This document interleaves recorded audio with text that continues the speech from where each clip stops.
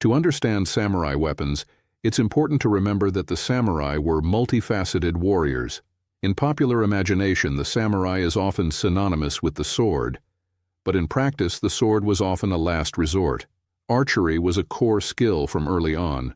Samurai were trained from youth in the bow and arrow, and for much of Japan's early feudal era, the bow was the primary weapon of war. Even the language reflects this. During the Kamakura and Muromachi periods, 1185–1568, the life of a warrior was called Kyuba no Michi, or the way of the horse and bow. Mounted samurai would gallop across battlefields, loosing arrows at enemies long before swords clashed. One celebrated story from the Genpei War, 1180–1185, illustrates the esteem of archery in samurai culture. At the Battle of Yashima in 1185, the retreating Taira clan placed a fan atop a ship's mast and dared the pursuing Minamoto samurai to shoot it down. A young samurai named Nasu no Yoichi rode his horse into the waves and in one shot pierced the fan clean off the mast, a feat of archery skill still remembered in Japan today. As warfare intensified, especially during the Sengoku period, the 16th century Warring States era, battle tactics shifted. Armies grew larger, composed not just of elite mounted samurai, but also masses of foot soldiers, ashigaru. In these group battles, spears, yari, and polearms proved extremely effective for foot troops, and the introduction of firearms, matchlock Tanegashima muskets, brought by the Portuguese in 1543, further changed the face of combat. By the late 1500s, guns and spears had become the main weapons on Japanese battlefields, while the sword was used mostly in the chaos of close-quarter fighting. Traditional polearms like the Naginata and older-style longswords, tachi, became less common in frontline warfare, often replaced by the more practical yari and the more compact katana for sidearm use. Yet, even as battlefield roles changed, the symbolic status of the sword only grew. During the prolonged peace of the Edo period, 1603–1868, when large-scale wars faded, the katana gained renewed importance as the defining weapon of the samurai.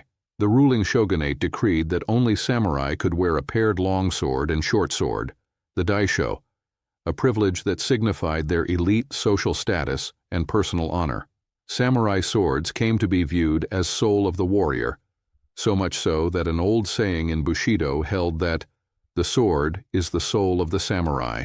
We will now explore the katana, yumi, and naginata in depth to see how each weapon was crafted, wielded, and revered in samurai culture. Katana. The very word conjures the image of a curved steel blade glinting in the dim light of a dojo or a battlefield at dawn. The katana is a curved, single-edged longsword with a distinctive shape, a slender blade usually around 60–73 centimeters long, a circular or squared handguard, tsuba, and a two-handed grip wrapped in ray skin and silk cord. Unlike its predecessor, the older tachi sword, which was worn edge-down from a belt, the katana was worn edge-up through the samurai's belt, allowing for a swift draw and strike in one fluid motion. This quick-draw technique, known later as iai-jutsu or batojutsu, was ideal for sudden duels or close combat, where a split-second strike could decide life or death. As warfare moved toward more infantry engagements in the Sengoku period, the ability to draw and cut swiftly made the katana a favored sidearm. One account notes that the katana's rise in popularity was due to changes in close combat warfare. A samurai could draw the sword and strike an enemy in one motion, delivering a lethal cut with incredible speed. Crafting a katana was, and still is, considered a high art in Japan. Master swordsmiths would spend months forging a single blade. Traditional katanas were made from a special steel called tamahagane. The metal was heated, folded, and hammered repeatedly, sometimes hundreds of times, to purify the steel and create a blade of extraordinary strength and flexibility. This labor-intensive process created the katana's famed razor-sharp edge and a beautiful wavy temper line, heimon, on the blade. Western historians have often regarded the katana as one of the finest cutting weapons ever developed.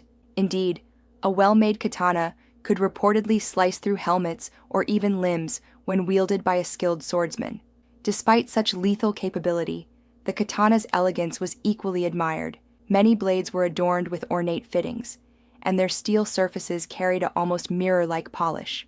Some swords became family heirlooms passed down through generations, each with its own name and legend. In samurai society, the katana carried profound cultural and symbolic weight. By the Edo period, the katana had come to be revered as the very soul of the samurai, a physical embodiment of a warrior's honor and spirit. The Bushidō ethos taught that a samurai's sword was an extension of himself. Losing it in battle was unthinkable, and to have it stolen was a grave disgrace. Only members of the samurai class were permitted to wear the daisho, the paired swords of a katana, the longsword, and a wakizashi, the short companion sword. This privilege symbolized their social power and personal honor in feudal Japan. The shorter blade, the wakizashi, served as a backup weapon and was also useful indoors or in tight quarters where a long sword was unwieldy. According to tradition, when a samurai entered a building, he would leave his katana at the entrance, often with a retainer or in a special rack, as a sign of trust. But he kept his wakizashi by his side at all times. The wakizashi was so trusted that samurai even slept with it within arm's reach, earning it the nickname the samurai's left arm in folklore. The tanto, a small dagger, was another blade often carried. It was used for close-in fighting or the solemn ritual of seppuku, ritual suicide, a duty a samurai might perform to preserve honor. In fact, the act of seppuku typically involved the short blade, either a wakizashi or a special short dagger, to cut into one's abdomen, demonstrating courage and resolve unto death. Beyond the battlefield, katanas were treasured as works of art and symbols of authority. Feudal lords, daimyo, and high-ranking samurai exchanged beautifully crafted swords as prestigious gifts. It was not uncommon for a sword to be offered to a Shinto shrine or presented to a valued retainer to mark significant events. Some renowned blades, such as those forged by the legendary swordsmith Masamune, became almost holy relics. The Tokugawa shoguns, for example, prized a Masamune blade called the Honjo Masamune, which was passed down as a symbol of the shogunate's power. Its loss after World War II is considered a great historical mystery. In short, the katana was far more than a weapon. It was a spiritual icon of the samurai class. Its razor edge and restrained beauty embodied the virtues of the samurai: lethal skill matched with honor, discipline, and a refined aesthetic. Even today, the allure of the katana endures, celebrated in martial arts, museums, and popular culture worldwide. Long before the katana ruled the dueling grounds, it was the bao, or yumi, that ruled the battlefield. The Japanese yumi is an exceptionally tall longbow, famous for its asymmetrical shape. Standing over 2 meters in length, a yumi is typically made of laminated bamboo, wood, and leather, combining flexibility with strength. The grip of the bow is positioned about 1/3 of the way up from the bottom, not at the center, a design that allowed samurai to shoot effectively from horseback. The lower half of the bow could clear the horse and rider. Despite its unconventional shape, the yumi could be drawn to a long reach, firing arrows, called ya, with considerable power and range. In skilled hands, a yumi was deadly accurate. Samurai archers could hit targets at impressive distances, and in some records they used signal whistles on arrows or fire arrows to sow confusion among enemy troops. In the early feudal era, samurai were often called Kyuba no Mano, people of the bow and horse, highlighting how central mounted archery was to their identity. Battles in the Heian period, 794–1185, and Kamakura period, 1185–1333, frequently began with archery volleys or even archery duels. 2 mounted samurai might charge toward each other, each trying to land an arrow before the other, a test of skill and nerve that could settle honor without the armies fully clashing. The yumi was not only a weapon, but a mark of a true warrior's training. In fact, proficiency in archery, kyujutsu, was traditionally considered even more vital than swordsmanship in the hierarchy of samurai skills. An old saying went that the bow and horse are the soul of the bushi, warrior, reflecting that for generations, the bow defined the way of life of the professional warrior class. We saw an example of this importance in the story of Nasu no Yoichi earlier.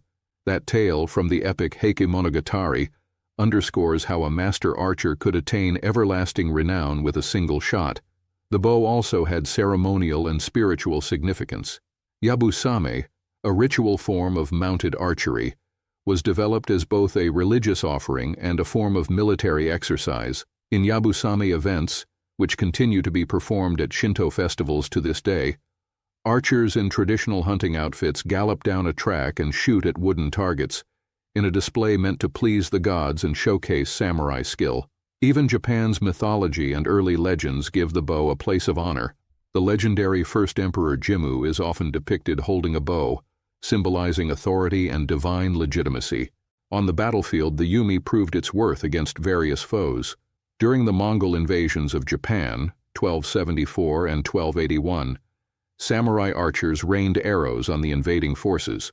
The Mongols, for their part, had their own bows, and the battles became contests of archery until typhoons, the famous kamikaze or divine winds, wrecked the Mongol fleets.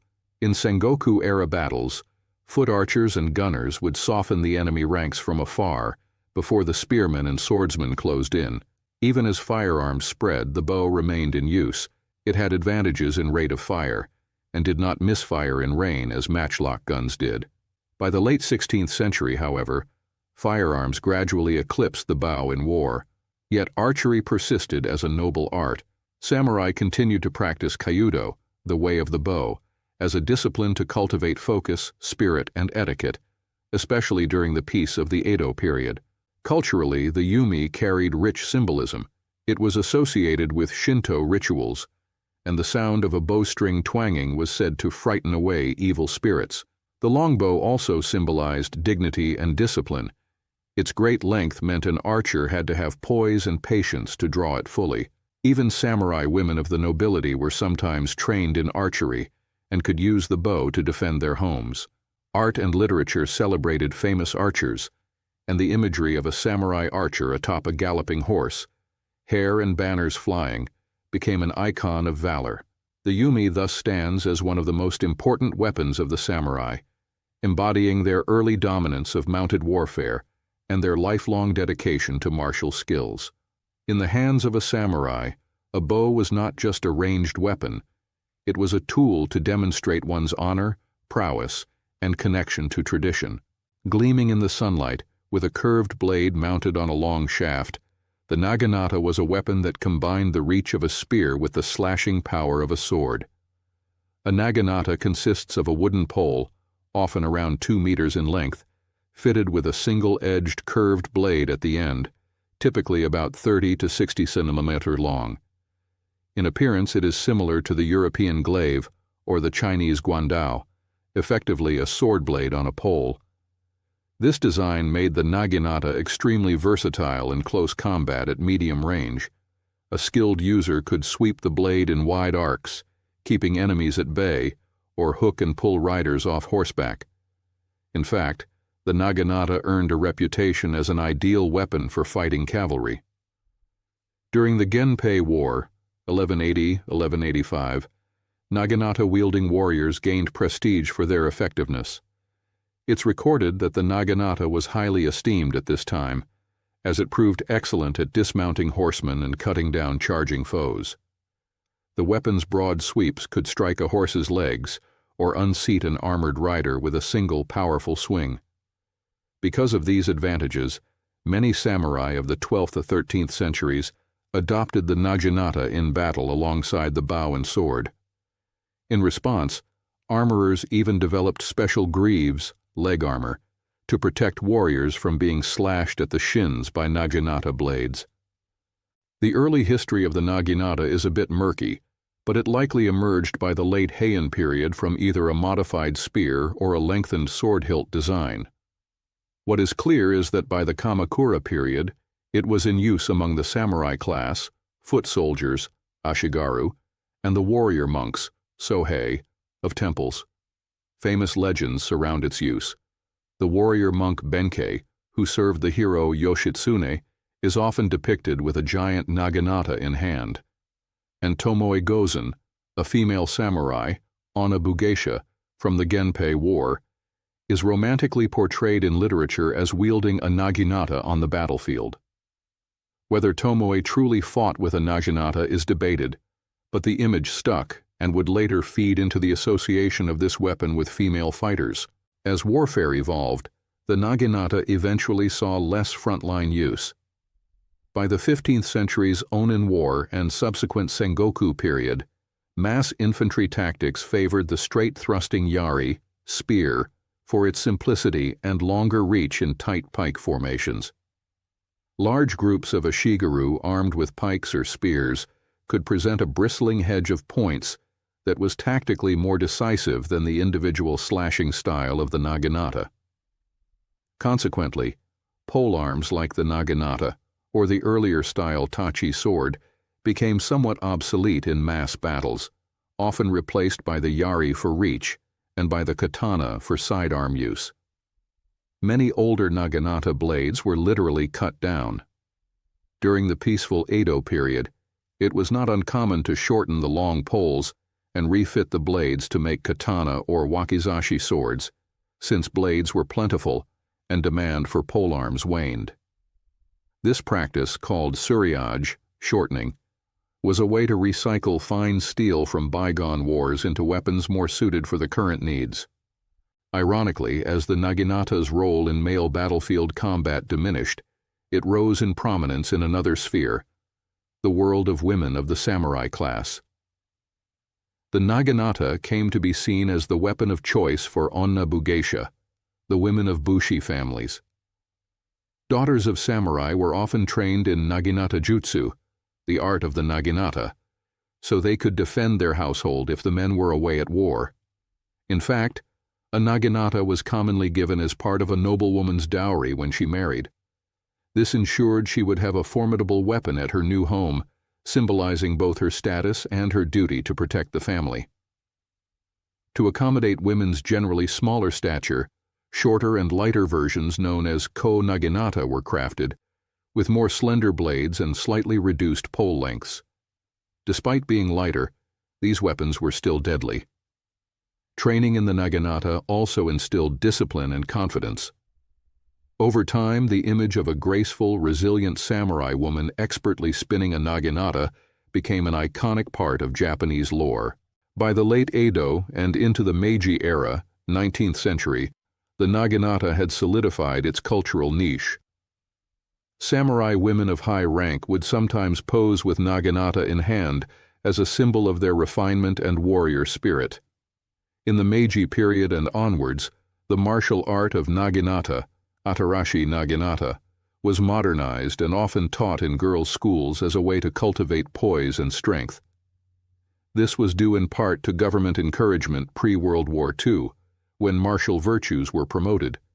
Even in the 20th century, naginata jutsu remained associated with women's training, while men focused more on swords in kendo and on firearms. Thus, what began as a frontline samurai weapon transformed into a guardian's weapon for women and a traditional art. In summary, the naginata's journey through history is a fascinating one. From feared battlefield blade to cherished symbol of female samurai honor, it stands as a testament to the adaptability of samurai warfare and the unique social roles within the warrior class. And like the katana and yumi, the naginata survives today in martial practice and imagery, a curved blade that still evokes the elegance and ferocity of Japan's feudal past. While the katana, yumi, and naginata are among the most famous samurai weapons, they were by no means the only arms a samurai might wield. The samurai's arsenal was diverse, and a true warrior was expected to be proficient with numerous weapons. Here are a few other traditional weapons from Japan's feudal era. Wakizashi. This short sword, typically 30-50 cm blade, was the constant companion to the katana in the samurai's daisho. As mentioned, it served as a backup weapon and was useful indoors where swinging a long katana was difficult. The wakizashi was also the blade samurai used for the ritual of seppuku. When a warrior took his own life to preserve honor, he would usually do so with his wakizashi or a similarly short blade. Only samurai were allowed to wear a wakizashi paired with a katana, reinforcing their exclusive privilege and status. Many wakizashi were ornately decorated, reflecting the personal style of the owner. Tanto. A tanto is a dagger, often about 15-30 centimeters in blade length, essentially a small sword. Samurai commonly carried a tanto or knife for utility and as a last resort weapon. The tanto has ancient roots, dating back to the Heian period. Over time, these daggers also became art pieces. Elaborately crafted tanto were given as gifts. In the Edo period, when open warfare declined, the tanto was sometimes set aside in favor of the daisho swords. However, women of samurai families might carry a kaiken, a small concealed tanto, for self-defense or in case they needed to commit jigai, the female form of ritual suicide, to preserve honor. Yari. The spear was arguably the most practical and widely used weapon in large-scale battles of the later feudal era. A yari typically had a straight, pointed blade, often double-edged, affixed to a long pole that could range from 2 to 5 meters. This weapon allowed foot soldiers and samurai alike to strike or thrust from a distance. Yari blades came in various shapes. Some were leaf-shaped, others had barbs or multiple prongs, but their primary purpose was to thrust at the enemy. In massed formations, a line of spear-wielding ashigaru could stop cavalry charges and hold off sword-wielding foes. By the 1500s, entire units of samurai were drilled in spear tactics, making the yari one of the main weapons of the age. Notably, legendary samurai such as Honda Tadakatsu were famed for their mastery of the spear. Tadakatsu's personal yari, called Tonbogiri, dragonfly cutter, was said to be so sharp that a dragonfly landing on the blade would be cut in two. Such tales highlight the esteem of the spear in samurai warfare. Tanegashima, matchlock arquebus. Though firearms were a foreign introduction and might not be considered traditional in the way swords and bows are, they became a pivotal samurai weapon in the 16th century. After Portuguese explorers brought matchlock guns to Japan in 1543, Japanese gunsmiths quickly produced local versions known as Tanegashima. Samurai lords recognized the effectiveness of volleys of gunfire, and by the late 1500s, guns were common on the battlefield. Samurai themselves carried these arquebuses, and many developed tactics to combine gun units with archers and spearmen. While some conservative samurai bemoaned that the gun lacked the elegance and honor of a sword, most did adopt it because of its raw power. Over time, strict firearm controls were put in place by the Tokugawa shogunate, and during the Edo peace, guns were mostly kept locked in armories. But for the brief century of use in the Sengoku and immediate post-Sengoku era, the boom of teppo, guns, was the sound that heralded a new age of warfare in Japan. Each weapon in the samurai's repertoire had its purpose, and mastering them was part of a lifelong journey in martial training. The variety of arms also demonstrates how the samurai were not just swordsmen, but complete warriors adaptable to different forms of combat. Whether loosing arrows from a bow, slashing with a gleaming katana, or bracing a spear against a charging foe, a samurai's skill with weapons was a core part of their identity and duty.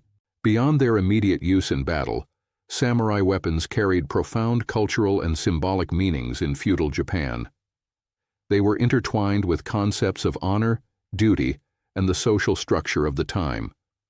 The katana, as discussed, came to symbolize the very essence of the samurai. It was sometimes poetically called the warrior's soul, and the process of caring for the sword, from oiling the blade to wrapping the hilt, was almost a form of meditation for a samurai. There was a spiritual dimension to swordsmanship. Schools of kenjutsu, sword art, taught not only technique but also philosophy, emphasizing calm mind and ethical conduct.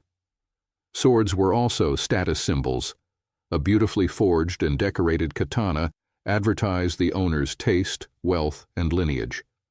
Some samurai families had treasured swords that were believed to house protective spirits or bring good fortune in battle. The yumi, bow, on the other hand, symbolized ancient heritage and precision. In Shinto ceremonies, ritual bows would be plucked or even used to fire blanks to cleanse negative energy. The phrase, "the way of the horse and bow," evokes an older time when martial virtues were measured by one's archery. Even after guns appeared, the art of kyudo, the modern form of traditional archery, became a path of Zen-like discipline. Hitting the target was important, but so was the form, the breathing, and the mental focus. In many ways, the bow's legacy in Japanese culture is as a teacher of discipline and character, a far cry from the chaos of war. The Naginata, as it transformed into a primarily female-associated weapon, gained symbolism as well. It came to represent the idea of the educated, strong samurai woman, elegant yet capable of fierceness. Artwork from the Edo period might depict noble women with naginata in training or in defensive stances, underlining the message that they too upheld the warrior ethos at home. In the 20th century, when naginata practice became part of some girls' physical education in Japan, it was often justified as a way to instill rei-toku, etiquette and virtue, and strength. Thus, the naginata bridged the gap between martial skill and moral upbringing for women. It's also worth noting the symbolic pairing of weapons with social order. The Tokugawa shogunate's laws rigidly enforced who could bear arms. Samurai alone were allowed to wear swords. Peasants, merchants, and monks were generally forbidden from carrying notable weapons, with some exceptions like temple guards. This exclusivity made the wearing of a daisho a badge of office for samurai. In peaceful times, 2 swords worn at the belt were as much uniform as armament. They immediately told anyone on the road that this person belonged to the warrior class. Conversely, for commoners, even touching a samurai's swords could provoke lethal retribution. The weapons commanded that much respect and fear as symbols. When the feudal era came to an end with the Meiji Restoration in 1868, the samurai class was abolished, and carrying swords in public was banned in the early 1870s. This was a dramatic cultural shift. The sight of sword-wielding men, so long a fixture of Japanese life, disappeared into history. Yet the legacy of samurai weapons did not disappear. Many former samurai poured their martial energies into teaching modern martial arts. Kendo, the way of the sword, emerged as a sport and art preserving the techniques and spirit of katana combat, using bamboo swords. Kyudo continued the practice of archery for spiritual and physical development. And Naginata Jutsu was kept alive, especially by women's groups and later by martial artists who valued its history. In the global imagination, samurai weapons have become iconic. The katana, in particular, is featured in countless films, novels, and games, often portrayed as almost magical in its cutting ability and tied to the noble virtue of its wielder. While these pop culture depictions can be exaggerated, they underscore an authentic historical truth.